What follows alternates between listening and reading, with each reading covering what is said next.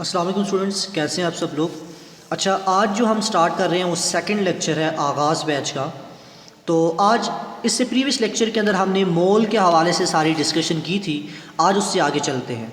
देखिए, मैंने आपको पिछले प्रीवियस लेक्चर के अंदर बताया था कि जब भी आप किसी भी सब्सटेंस को ग्राम के अंदर एक्सप्रेस करते हो तो वो आपके मोल के इक्वल होता है। ठीक है, ये चीज़ आपको मैंने बताई थी कि जैसे हम एटॉमिक मास को ग्राम के अंदर लेंगे तो वो 1 मोल के इक्वल होगा। इस तरह से मॉलिक्यूलर मास को 1 ग्राम के अंदर लेंगे तो वो हमारे पास 1 मोल के इक्वल होगा। अगर हम फार्मूला यूनिट्स को, फार्मूला मास को 1 ग्राम के अंदर यानी ग्राम के अंदर एक्सप्रेस करेंगे तो वो मोल के इक्वल होगा। या फिर हम इसी तरह से आयनिक मास को ग्राम के अंदर लेंगे तो वो 1 मोल के इक्वल होगा। तो ये जितने भी सब्सटेंसेस हैं, इन सब को जब भी आप ग्राम के अंदर एक्सप्रेस करते हो तो वो हमारे पास 1 मोल के इक्वल होता है। तो ये हमने इससे पहले प्रीवियस लेक्चर के अंदर अच्छे तरीके से पढ़ लिया था। आज हम इस लेक्चर के अंदर, सेकंड लेक्चर के अंदर, मोल और उससे रिलेटेड जो फार्मूलाज हैं, जो कन्वर्जन्स हैं, उनके बारे में पढ़ेंगे। सो अगर हम मोल की बात करें तो हम ये कहते हैं कि किसी भी सब्सटेंस का जब हम 1 मोल लेते हैं तो उसके अंदर इक्वल नंबर ऑफ़ पार्टिकल्स पाए जाते हैं। और वो जो इक्वल नंबर ऑफ़ पार्टिकल्स होते हैं उसको हम कांस्टेंट वैल्यू से रिप्रेजेंट करते हैं। उस कांस्टेंट वैल्यू को कहा जाता है एवोगाड्रोस नंबर। और इसकी जो वैल्यू होती है वो होती है 6.023 into 10 power 23 particles. This is the Avogadro's number. जो एवोगाड्रोस नंबर होते हैं, जो कि एक इटालियन साइंटिस्ट था हमारे पास जिसका नाम एमिडो एवोगाड्रो था, उसने एक्सपेरिमेंटली डिटरमिन किया था। इस चीज़ को आप इस तरह से समझ सकते हैं कि जैसे हम शॉपकीपर के पास जाकर कहते हैं मुझे 1 डज़न एग चाहिए। अब 1 डज़न से क्या मुराद होता है कि मुझे 1 दर्जन अंडे चाहिए। तो जैसे डज़न यहाँ पर यूनिट है जो हमें 12 सिमिलर थिंग के बारे में बता रही है। सिमिलरली केमिस्ट्री के अंदर जब हम एक सब्सटेंस का 1 मोल लेते हैं तो उसके अंदर 6.023 इंटू 10 पावर 23 सिमिलर थिंग्स आती हैं, पार्टिकल्स आते हैं। यहाँ तक ये बात आपको क्लियर हो रही है। सिमिलरली मैं आपके सामने एक और यूनिट जो आपकी बुक के अंदर लिखी है, दैट इज़ ग्रॉस। ग्रॉस बोलते हैं 144 सिमिलर थिंग्स को। अब इससे मुराद ये है कि आप जब भी ग्रॉस की बात करोगे तो उसके अंदर 144 सिमिलर थिंग्स आएंगी। और जब हम मोल कहेंगे तो उसमें एवोगाड्रोस नंबर जितने पार्टिकल्स आएंगे। अब ये पार्टिकल्स डिफरेंट होते हैं डिपेंडिंग अपॉन कि आप कौन सी टाइप का सब्सटेंस ले रहे हैं। अगर आप एक एलिमेंट का जो एटॉमिक मास है उसको ग्राम के अंदर लेकर मोल के इक्वल लोगे तो उसके अंदर 6.023 टू 10 पावर 23 एटम्स पाए जाएंगे। अगर आप किसी मॉलिक्यूलर कंपाउंड का 1 मोल लोगे तो उसके अंदर 6.023 टू 10 पावर 23 मॉलिक्यूल्स पाए जाएंगे। अगर आप आयनिक कंपाउंड लोगे तो उस आयनिक कंपाउंड के अंदर, उसके 1 मोल के अंदर जितने पार्टिकल्स होंगे उनको हम बोलेंगे 6.023 इंटू 10 पावर 23 फार्मूला यूनिट्स होंगे। और इसी तरह से आयंस होंगे। तो ये जो पार्टिकल्स होते हैं ये हमारे पास 4 तरह के होते हैं: atoms, molecules, formula units and ions. तो ये चीज़ बेसिक यहाँ पर आपने अच्छे तरीके से इस हवाले से समझ लेनी है। उसके बाद फर्दर आगे हम मूव करें तो हम इसके यहाँ पर फार्मूलाज को देख लेते हैं। फार्मूलाज के अंदर हम ये कहते हैं कि हमने यहाँ पर एक सेंटर के अंदर एक सर्कल ड्रॉ किया। इस सेंटर के अंदर हम लिख देते हैं मोल। और इस मोल के हवाले से जितनी भी कन्वर्जेंस हैं, जितने भी रिलेशनशिप्स हैं, उनको समझने की कोशिश करते हैं। यहाँ पर एक मैं विंग इसका ड्रॉ करता हूँ और एक विंग यहाँ पर ड्रॉ करता हूँ और इसी तरह से एक विंग जो है इसका यहाँ पर ड्रॉ करता हूँ। अब ये आपके सामने मैंने 3 विंग्स ड्रॉ किए हैं। इसके अंदर भी एक एक सर्कल हम ड्रॉ कर लेते हैं। मैं इसलिए कर रहा हूँ ताकि आपको फार्मूले आसानी से याद हो जाए। तो ये मोल के फार्मूले आपको आसानी से बाय हार्ट हो जाएंगे, आपकी फिंगर टिप्स पर आ जाएंगे। याद रखें, मोल के अंदर हम 3 तरह के रिलेशनशिप्स की बात करते हैं। सबसे पहला जो रिलेशन है that is mole mass relationship. Mole mass relationship में क्या होगा कि हमें मास गिवन होगा और हमने मोल निकालने होंगे, या फिर हमें मोल गिवन होगा, हमने मास निकालना होगा। तो मोल मास रिलेशनशिप के अंदर हम ये बातें करेंगे। जो दूसरा रिलेशन है उसको कहा जाता है मोल पार्टिकल रिलेशनशिप। इसमें क्या होगा कि आपको पार्टिकल्स गिवन होंगे, नंबर ऑफ़ पार्टिकल्स, और आपने नंबर ऑफ़ मोल्स को फाइंड करना होगा। या फिर ऐसा होगा आपको मोल दे दिए जाएंगे और नंबर ऑफ़ पार्टिकल्स फाइंड करने का कह दिया जाएगा। और अगर हम तीसरे रिलेशनशिप की बात करें तो उसमें क्या होगा कि आपने मोल और वॉल्यूम का रिलेशनशिप देखना है, जिसमें हमें किसी भी गैस का वॉल्यूम गिवन होगा और हमने मोल निकालने होंगे। तो ये 3 तरह के रिलेशनशिप्स को हम यहाँ पर टैकल कर रहे होंगे, यहाँ पर समझ रहे होंगे। और अगर ये 3 तरह के रिलेशनशिप्स आपको अच्छे तरीके से समझ आ गए, आपको फार्मूले याद हो गए, तो आप यकीन जाने इसमें से कोई भी क्वेश्चन आएगा तो आप आसानी से उसको सॉल्व कर पाओगे। और हम इन फार्मूलाज को समझने के बाद कुछ क्वेश्चंस भी सॉल्व करेंगे जिससे आपको ये चीज़ सारी क्लियर हो जाएगी।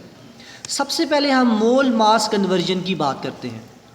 मोल मास रिलेशनशिप के अंदर हमारे पास जो फार्मूला आता है वो n = small m divided bye m से हम उसको रिप्रेजेंट करते हैं। यहाँ पर अगर हम स्मॉल n की बात करें तो स्मॉल n आपको शो कर रहा है, रिप्रेजेंट कर रहा है नंबर ऑफ मोल्स के हवाले से। अगर हम स्मॉल m की बात करें तो ये आपको मास ऑफ सॉल्यूट या जो भी किसी भी सब्सटेंस का जो मास आपको गिवन है उसकी हम बात करेंगे। और अगर हम कैपिटल M की बात करें तो ये उस सब्सटेंस के पार्टिकुलर सब्सटेंस के मॉलिक्यूलर मास या मोलर मास के बारे में आपको बता रहा है। ठीक है, तो आपको इस फार्मूले के बारे में ये पता चल गया कि जब भी आपने number of moles find out करने हैं तो आप इस रिलेशनशिप को सिंपली यूज़ करोगे। अगर हम इसी रिलेशनशिप को थोड़ा सा और जो है वो रीअरेंज कर लें तो हमारे पास ये रिलेशन इस तरह से भी बन सकता है कि मास इन ग्राम जो है it will be equal to number of moles into molar mass. और इस रिलेशनशिप से आपको ये पता चल रहा है कि अगर आपने मास इन ग्राम निकालना है और आपको मोल्स गिवन है तो आप सिंपली उन मोल्स गिवन को मल्टीप्लाई कर दोगे उस सब्सटेंस के मोलर मास के साथ, तो जिससे आपके पास क्या आ जाएगा, मास इन ग्राम आ जाएगा। आई थिंक ये चीज़ अभी तक आपको क्लियर हो रही है। अब इसी चीज़ को एक क्वेश्चन के थ्रू जो है वो समझने की कोशिश करते हैं। क्वेश्चन आपके सामने मैं ये लिखता हूँ कि लेट्स सपोज मेरे पास कार्बन डाइऑक्साइड गैस है। मैं आपको कहता हूँ कि मैं आपको 22 ग्राम्स इसके दे देता हूँ, यानी इसका 22 मास दे देता हूँ। और मैं आपसे ये कहता हूँ आप मुझे इसके नंबर ऑफ़ मोल्स निकाल कर बताओ। तो अब देखो आपको मास गिवन है, आपने मोल्स निकालने हैं, तो आप सिंपल रिलेशनशिप यूज़ करोगे और वो रिलेशन ये है कि mole is equal to mass in gram divided by molar mass. Mass आपको गिवन है 22। कार्बन डाइऑक्साइड का अगर हम मोलर मास निकालें तो आपको पता है वो sum of atomic masses of all the elements present in a molecule से निकलेगा। तो कार्बन का मास होता है 12 प्लस ऑक्सीजन का एक का होता है 16, तो 2 का हो जाएगा 32। दोनों को सम करेंगे तो वैल्यू आ जाएगी 44 gram per mole. This 44 is the molecular mass of carbon dioxide. अब इस फार्मूले के अंदर डालने के बाद आप इसको सिंप्लीफाई करेंगे तो 22 डिवाइडेड बाय 44 किसके इक्वल होगा, 1/2 हो जाएगा। और 1/2 आपको पता है 0.5 के इक्वल होता है। तो आपका आंसर यहाँ पर आ गया 0.5 मोल्स। इससे मुराद ये है कि जब भी कार्बन डाइऑक्साइड के आपको 22 ग्राम्स दिए जाएंगे तो उस 22 ग्राम से मुराद ये है आपके पास उसका 0.5 मोल है।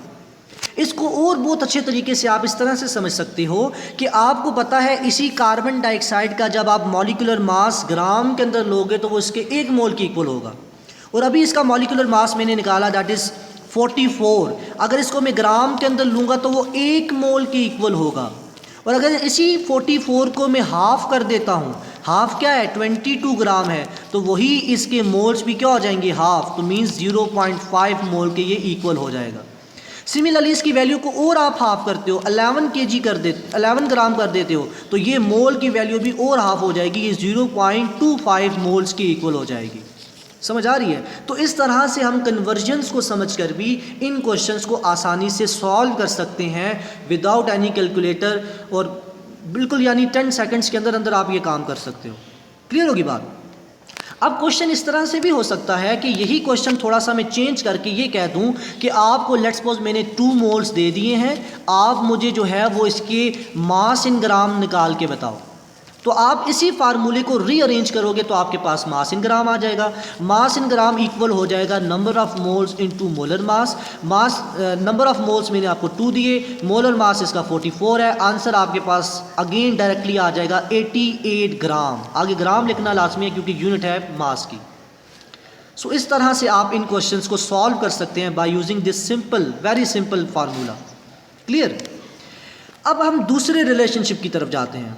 दूसरा रिलेशनशिप है हमारे पास मास मोल पार्टिकल रिलेशनशिप। इसके लिए सिंपल फार्मूला हम ये यूज़ करते हैं, number of moles equal to particles given divided by Avogadro's number. Avogadro's number आपको पता है एक कांस्टेंट वैल्यू है जो एमिडो अवोगाड्रो इटालियन साइंटिस्ट ने दी थी एक्सपेरिमेंटली, जिसकी वैल्यू होती है 6.023 इंटू 10 पावर 23। अब इस सिंपल रिलेशनशिप को यूज़ करके जब आपको पार्टिकल्स गिवन होंगे तो आप नंबर ऑफ मोल्स निकाल सकते हो। और अगर आपने नंबर ऑफ पार्टिकल्स निकालने हो तो आप इसी रिलेशनशिप को क्या कर लो, रीअरेंज कर लो। जब आप रीअरेंज करोगे तो यही आपके पास रीअरेंज होकर क्या बन जाएगा, particles will be equal to number of moles into Na। और ये रिलेशनशिप आप आसानी से यूज़ करके नंबर ऑफ पार्टिकल्स को निकाल सकते हो। अब इससे रिलेटेड भी एक क्वेश्चन हम कर लेते हैं ताकि ये चीज़ भी आपको क्लियर हो जाए। जैसे मैं क्वेश्चन के तौर पर आपको देता हूँ कि मेरे पास लेट्स सपोज वाटर मॉलिक्यूल है। मैं आपको कहता हूँ कि वाटर मॉलिक्यूल के मैंने आपको 6.023 इंटू 10 पावर 23 पार्टिकल्स दे दिए हैं, या मॉलिक्यूल्स दे दिए हैं, क्योंकि वाटर क्या है, मॉलिक्यूल है, मॉलिक्यूल्स दे दिए हैं। मैं आपसे पूछता हूँ मुझे बताओ नंबर ऑफ मोल्स कितने होंगे। अब आप बोलोगे सर इतना आसान क्वेश्चन आपने दे दिया, ये तो हमें सॉल्व करने की भी ज़रूरत नहीं है। बिल्कुल ऐसी बात है, क्योंकि नंबर ऑफ मोल्स इक्वल होते हैं particle given divided by Avogadro's number. Number of particles मैंने आपको दे दिए 6.023 इंटू 10 पावर 23, और अवोगाड्रोस नंबर की वैल्यू भी यही है 6.023 इंटू 10 पावर 23। ये दोनों वैल्यूज़ आपस में कट जाएंगी, आंसर आपके पास आ जाएगा 1 मोल। इससे मुराद ये है कि जब इतने नंबर ऑफ पार्टिकल्स आपको गिवन होंगे तो वो 1 मोल ऑफ वाटर के इक्वल होंगे। क्लियर। अब इसी क्वेश्चन को आप उल्टा कर दें, आपको पार्टिकल पूछ लिया जाए, नंबर ऑफ मोल्स गिवन हो जाए, तो आप सिंपली जो है वो एवोगाड्रोस नंबर को पार्टिकल के साथ यानी मोल के साथ मल्टीप्लाई करोगे, नंबर ऑफ पार्टिकल्स निकल आएंगे। इसी फार्मूले को आप आसानी से फिर दोबारा से अरेंज कर सकते हो, तो वो क्या बन जाएगा, particle will be equal to number of moles into Na। Number of moles let's suppose मैं आपको दे देता हूँ 2 मोल्स, तो आप 2 के साथ मल्टीप्लाई करोगे तो 2Na आपके पास वैल्यू आ जाएगी। सो इतना आसान हो जाता है अगर आप इन फार्मूलाज को बाय हार्ट कर लो, अगर इनको याद कर लो। और आपका ये काम होना भी चाहिए कि ये जितने भी फार्मूलाज मैं आपको बता रहा हूँ इस स्टाइक्योमेट्री वाले चैप्टर में से, ये आपकी फिंगर टिप्स पर होने चाहिए। और ये ऐसे नहीं होंगे, इनको आपको याद करना पड़ेगा। आप इसको एक पेज के ऊपर लिखें, ये नोट्स मैं आपको साथ प्रोवाइड करूँगा।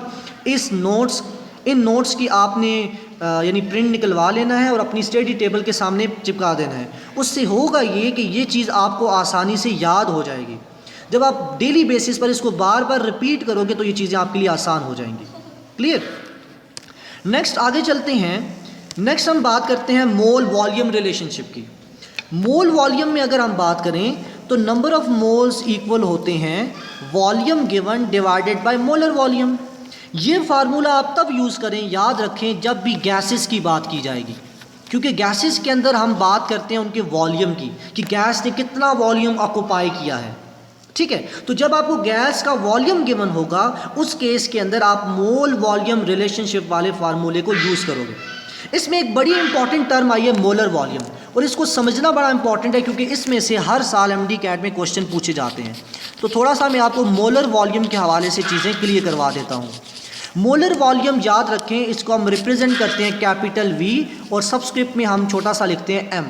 This is the representation of molar volume. Molar volume अगर लफ्ज़ के ऊपर जाएँ तो मोलर लफ्ज़ मोल से निकला है, और volume mean volume of gas, यानी ये वो गैस का वॉल्यूम होता है जो हम 1 मोल गैस को लेते हैं।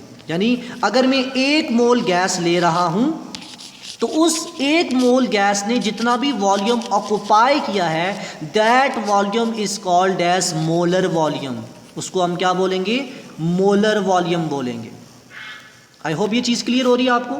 अब इसी मोलर वॉल्यूम को हम क्या करते हैं, डिफरेंट कंडीशंस के ऊपर लेते हैं। यानी इसकी वैल्यू जो होती है मोलर वॉल्यूम की, यानी 1 मोल किसी भी गैस का आप लेंगे तो उसकी जो वॉल्यूम की वैल्यू होगी मोलर वॉल्यूम की, वो कांस्टेंट रहती है।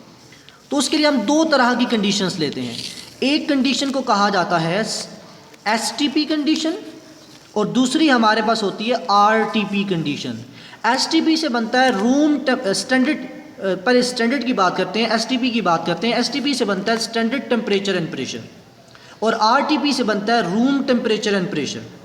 ये ऐसी कंडीशंस हैं जहां पर हम टेम्परेचर और प्रेशर की वैल्यू के रिस्पेक्ट में मोलर वॉल्यूम की वैल्यू देख रहे होते हैं।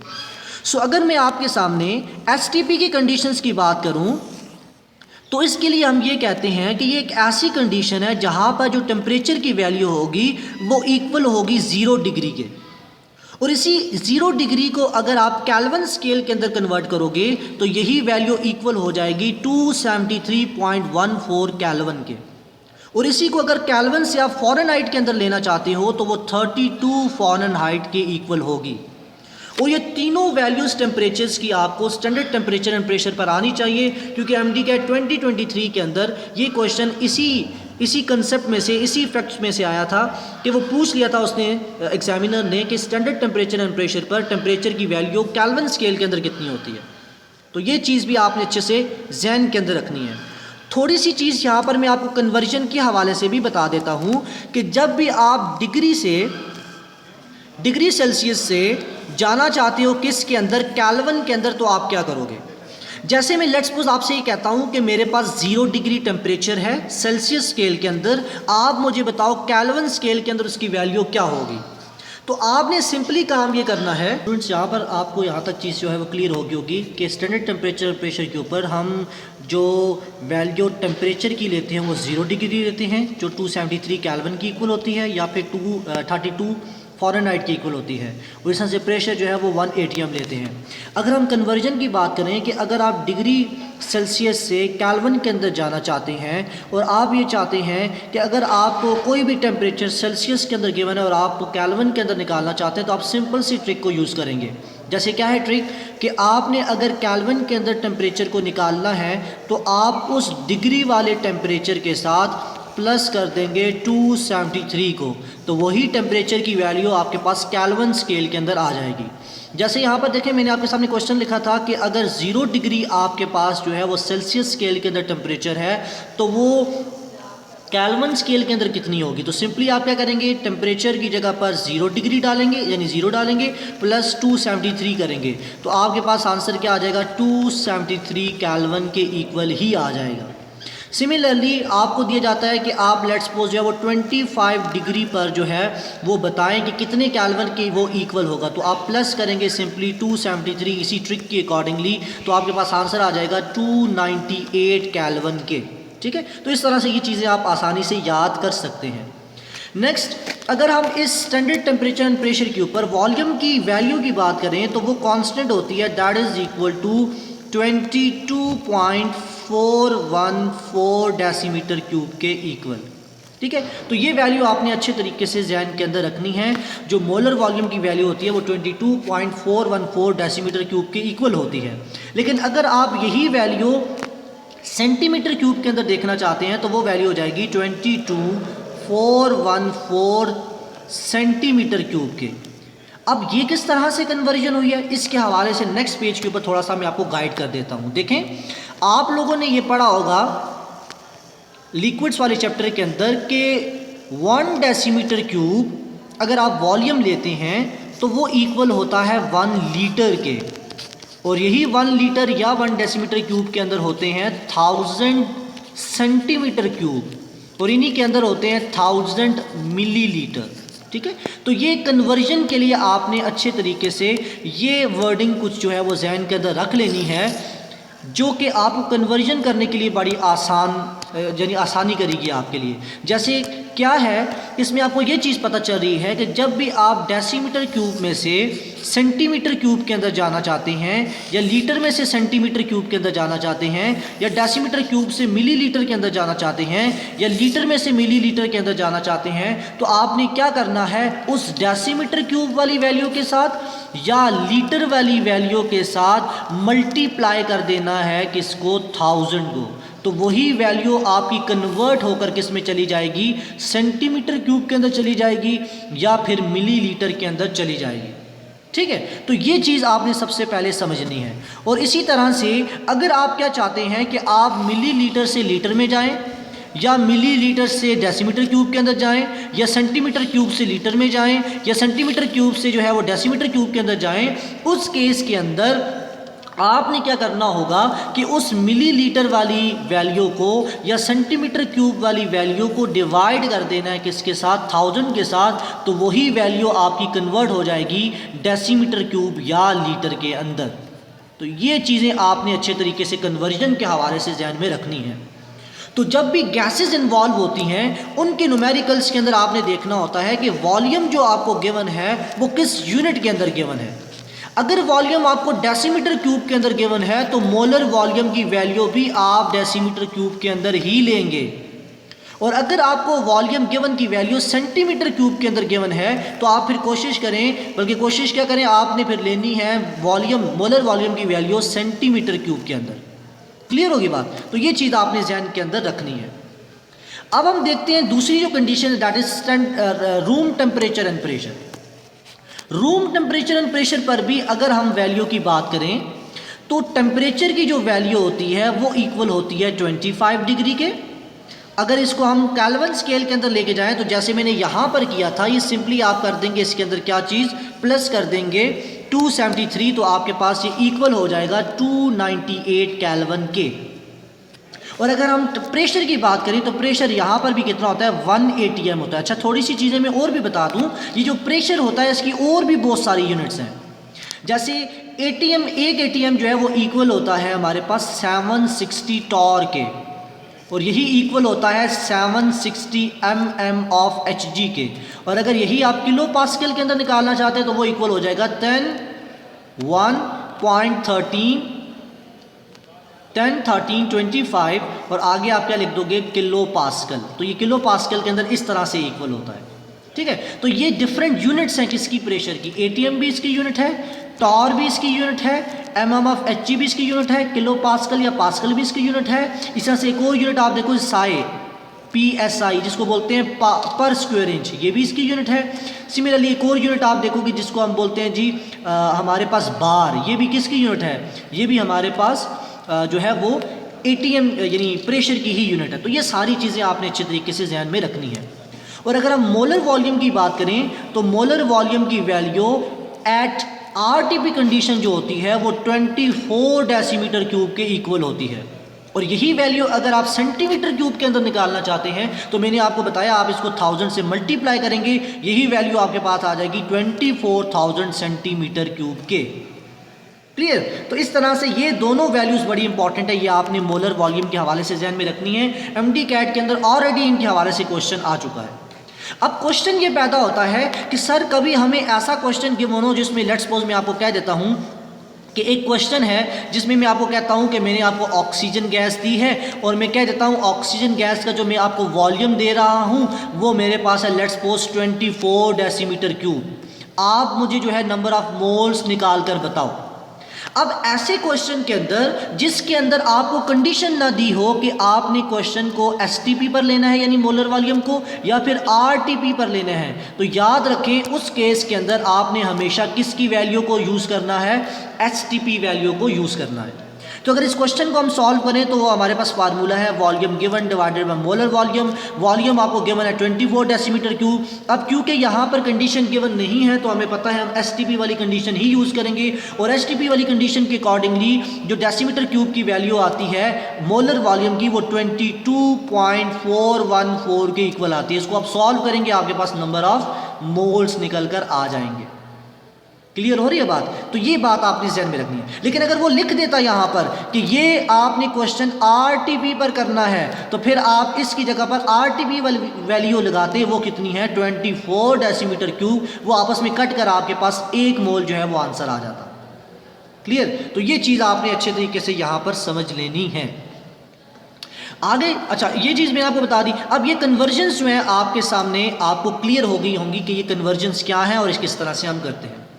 अब ये जो दो आपस में कन्वर्जेंस है इसको आप आपस में भी रिलेट कर सकते हैं। आपस में किस तरह से रिलेट कर सकते हैं कि आप अगर देखें, आपको मोल और मास का रिलेशनशिप पता है कि number of moles equal to mass divided by molar mass, और इससे से पार्टिकल का रिलेशनशिप भी पता है। इन दोनों की अगर आप देखें तो लेफ्ट हैंड साइडें क्या है, इक्वल है। और आप मैथ के अंदर पढ़ते हो जब भी लेफ्ट हैंड साइड इक्वल होती है तो उनकी राइट हैंड साइड भी इक्वल हो जाती है। इसको मैं नेक्स्ट पेज पर आपको करके बता देता हूँ। देखें एक फार्मूला आपने पढ़ा n equal to m divided by molar mass, ये मोल मास कन्वर्जन में आपने पढ़ा। एक फार्मूला आपने पढ़ा मोल पार्टिकल का, जो कि ये मैंने आपके सामने लिख दिया। अब अगर आप देखें इन दोनों की लेफ्ट हैंड साइड इक्वल है तो इनकी राइट हैंड साइड इक्वल हो जाएंगी। तो ये रिलेशन हमारे पास इस तरह से भी हो सकता है कि mass divided by molar mass will be equal to particle divided by Avogadro's number. तो ये एक रिलेशन भी आपके पास हो सकता है जिसमें वो आपको मास देकर आपसे नंबर ऑफ पार्टिकल्स भी पूछ सकता है, या नंबर ऑफ पार्टिकल्स देकर मास भी पूछ सकता है। वो आप इस सिंपल रिलेशन के थ्रू क्या कर सकते हो, फाइंड आउट कर सकते हो। आई होप ये चीज़ आपको क्लियर हो रही है। सिमिलरली आप इन दो के दरमियान भी रिलेशन निकाल सकते हो कि number of moles equal to mass divided by molar mass, और यही आप अगर वॉल्यूम वाला देखो तो number of moles equal to volume divided by molar volume. तो इन दोनों के भी अगर आप रिलेट करो तो ये भी बन सकता है mass divided by molar mass will be equal to volume divided by molar volume. तो इस तरह से आप रिलेशंस ये भी निकाल सकते हो आराम से, ठीक है। तो ये चीज़ें आपने अच्छे तरीके से यहाँ पर जहन में रखनी है। तो ये यहाँ पर आपका ये चीज़ भी कंप्लीट हो। अब कुछ और क्वेश्चंस मैं आपको बताता हूँ, कुछ और फार्मूलाज बताता हूँ जो इस कंसेप्ट के हवाले से, मोल के कंसेप्ट के हवाले से बड़े इंपॉर्टेंट है। जैसे मैं कुछ चीज़ें आपके सामने लिखता हूँ, अगर देखो मैं आपके सामने जल्दी जल्दी कुछ क्वेश्चंस लिखने लगा हूँ यहाँ पर। जैसे मैं आपको कह देता हूँ कि आपने let's suppose number of bonds निकालने हैं, तो देन आप कौन सा फार्मूला यूज़ करोगे। फिर मैं आपको कहता हूँ आप मुझे नंबर ऑफ पार्टिकल्स निकाल के बताओ, ठीक है। पार्टिकल्स से मेरा यहाँ पर फंडामेंटल पार्टिकल्स की बात कर रहा हूँ। फिर आप वो कह देता है नंबर ऑफ मुझे आप लोग जो है वो इलेक्ट्रॉन्स निकाल के बताओ। फिर वो आपसे कह देता है कि मुझे नंबर ऑफ एटम्स निकाल के बताओ। तो देन आप क्या करोगे। तो ये सारी तरह के जो मैंने आपके सामने क्वेश्चंस लिखे हैं, यहाँ पर मैं लिख भी देता हूँ फंडामेंटल पार्टिकल्स की बात की जा रही है। तो इन सारे क्वेश्चंस को आपने टैकल किस तरह से करना है वो चीज़ मैं आपको समझा देता हूँ। इन सब के मैं आपके सामने फार्मूलाज लिखता हूँ। अगर आपसे वो कह दे कि आपने नंबर ऑफ बॉन्ड्स निकालने हैं, तो आप कौन सा फार्मूला यूज़ करोगे वो मैं आपके सामने लिखता हूँ। आप लिखोगे number of moles multiply by Avogadro's number multiply by एक मॉलिक्यूल के अंदर कितने नंबर ऑफ बॉन्ड्स आ रहे हैं, उसके साथ मल्टीप्लाई करोगे तो आपके पास टोटल नंबर ऑफ मोल्स आ जाएंगे। इस क्वेश्चन को ज़रा सा मैं आपको समझा देता हूँ किस तरह से क्वेश्चन आता है। लेट्स सपोज मैं आपसे कहता हूँ कि मेरे पास जो है अमोनिया है, ठीक है, और मैं आपसे कहता हूँ कि आप इसके अंदर टोटल नंबर ऑफ बॉन्ड्स निकाल कर मुझे बताओ। जब हमारे पास जो इसका मास है वो कितना होगा। लेट्स सपोज मैं कह देता हूँ आपके पास 17 जो है इसका मास होगा, 17 ग्राम। अब आपने सिंपली क्या करना है, उस फार्मूले को यूज़ करना है। नंबर ऑफ बॉन्ड्स जो हैं वो इक्वल हो जाएंगे number of moles multiply by Avogadro's number multiply by एक मॉलिक्यूल ऑफ अमोनिया के अंदर कितने बॉन्ड्स हैं। नंबर ऑफ मोल को आपको पता है mass in gram divided by molar mass हम लिख सकते हैं, इनटू एवोगाड्रोस नंबर उसी तरह से आएगा, इनटू बॉन्ड्स आ जाएगा। अब आप देखिए मास आपको कितना गिवन है 17, और अगर हम अमोनिया का मोलर मास निकालें तो वो भी कितना है 17 से कटेगा तो ये 1 मोल आ जाएगा। इनटू नंबर ऑफ बॉन्ड्स की बात करें तो अमोनिया के अंदर आपको पता है नाइट्रोजन ने 3 बॉन्ड बनाए होते हैं, किसके साथ, हाइड्रोजन के साथ। तो एक मॉलिक्यूल के अंदर 3 बॉन्ड है, तो आप इसको 3 से मल्टीप्लाई करेंगे, आपके पास आंसर आ जाएगा 3Na के इक्वल। तो इस तरह से टोटल नंबर ऑफ बॉन्ड्स जो है वो आपके पास आ चुके हैं। सो अगर ऑप्शंस के अंदर Na के हिसाब से ऑप्शंस लिखें तो आप इस तरह से 3Na वाले ऑप्शन को सिलेक्ट कर लेंगे। लेकिन अगर वो पूरी वैल्यू लिखता है तो फिर आपने 3 को मल्टीप्लाई करना होगा 6.023 इंटू 10 पावर 23 के साथ। तो आप सिंपली इसमें देखें 3 6 के साथ मल्टीप्लाई होगा तो आप होल सम वैल्यू के अंदर लें तो ये 18 इंटू 10 पावर 23 बॉन्ड्स जो हैं टोटल आपके पास आ जाएंगे जब आपके पास अमोनिया का 17 ग्राम होगा। क्लियर। तो इस तरह से ये क्वेश्चंस आपके क्लियर हो जाएंगे। दूसरे नंबर पर अगर हम बात करें कि अगर आपसे नंबर ऑफ पार्टिकल्स पूछ रहे हैं, सेम टू सेम वही फार्मूला रहेगा, नंबर ऑफ मोल्स इनटू यानी एवोगाड्रोस नंबर। अब आपने लेनी है कि एक मॉलिक्यूल या एक एटम के अंदर टोटल नंबर ऑफ जो है वो फंडामेंटल पार्टिकल्स कितने हैं, उससे आप इसको मल्टीप्लाई करेंगे। सिमिलरली इलेक्ट्रॉन का पूछता है तो आपने मोल्स को मल्टीप्लाई करना है एवोगाड्रोस नंबर के साथ और उसको मल्टीप्लाई कर देना है एक मॉलिक्यूल के अंदर या एक एटम के अंदर कितने टोटल इलेक्ट्रॉन्स हैं। तो जब आप मल्टीप्लाई करोगे तो उस पूरे मोल के अंदर या उस पूरे मास के अंदर आपके पास टोटल नंबर ऑफ इलेक्ट्रॉन्स आ जाएंगे। सिमिलरली नंबर ऑफ एटम्स आपने फाइंड करने हैं तो इसका फार्मूला भी सेम रहेगा, number of moles multiply by Avogadro's number और मल्टीप्लाई करते हो आप क्यू के साथ। क्यू यहाँ पर क्या है, इट इज़ एटोमिसिटी। ये क्या है, एटोमिसिटी है। ये आपको एक मॉलिक्यूल के अंदर नंबर ऑफ एटम्स के बारे में बताता है। जैसे मैं एग्जांपल देता हूँ क्वेश्चन के तौर पर, मैं आपके सामने कहता हूँ कि मेरे पास कार्बन डाइऑक्साइड है, उसके लेट्स सपोज 2 मोल्स मैंने आपको दे दिए हैं। आप मुझे बताओ इस कार्बन डाइऑक्साइड के अंदर ऑक्सीजन के कितने एटम्स मौजूद होंगे। अब ये बोल दिया। अब आप सिंपल फार्मूला ऊपर वाला यूज़ करो। आप बोलोगे सर ने बताया था नंबर ऑफ एटम्स निकालने हैं तो नंबर ऑफ मोल्स को मल्टीप्लाई करना है Na के साथ, और एक मॉलिक्यूल के अंदर कितने एटम्स है उससे मल्टीप्लाई करोगे। तो अगर कार्बन डाइऑक्साइड के अंदर देखो तो एक मॉलिक्यूल के अंदर कितने ऑक्सीजन एटम है, 2 हैं, तो आप इस पूरे फार्मूले को 2 से मल्टीप्लाई करोगे। मोल्स भी आपको गिवन है कितने, 2, तो 2 मल्टीप्लाई बाय 2 इंटू Na, तो आपके पास आंसर आ जाएगा 2 इंटू 2 कितना होता है, 4 Na इज योर आंसर। ठीक है, तो इस तरह से आप इन तमाम फार्मूलाज को यूज़ करके अपनी जो मोल कंसेप्ट के ऊपर ग्रिप है उसको और बेहतर कर सकते हो। और याद रखें ये चीज़ मैंने आपको समझा दी है, ये चीज़ तभी आपको आएगी जब आप इन चीज़ों को इम्प्लीमेंट करेंगे, इन चीज़ों को अप्लाई करेंगे MCQs के ऊपर। तो आपने इन तमाम फार्मूलाज को एक पेज के ऊपर लिखना है, बल्कि आपको लिखने की भी ज़रूरत नहीं है, मैं आपको लिख के दे दूंगा। ठीक है, आपने बस उसका प्रिंट निकलवा लेना है या खुद ही लिख लेना है पेपर के ऊपर, उससे देखकर, और देन इन फार्मूलाज को अच्छे से याद कर लेना है। और फिर जितने क्वेश्चंस आपसे हो सकेंगे आप उन क्वेश्चंस को सॉल्व करेंगे, जिससे आपके ये सारे कंसेप्ट क्लियर हो जाएंगे। ठीक है, so this is all about second lecture, जो कि आपका मैंने लाइव लिया था, उसकी रिकॉर्डिंग करके भी मैं आपके साथ ये शेयर कर देता हूँ। ठीक है, अल्लाह हाफिज़।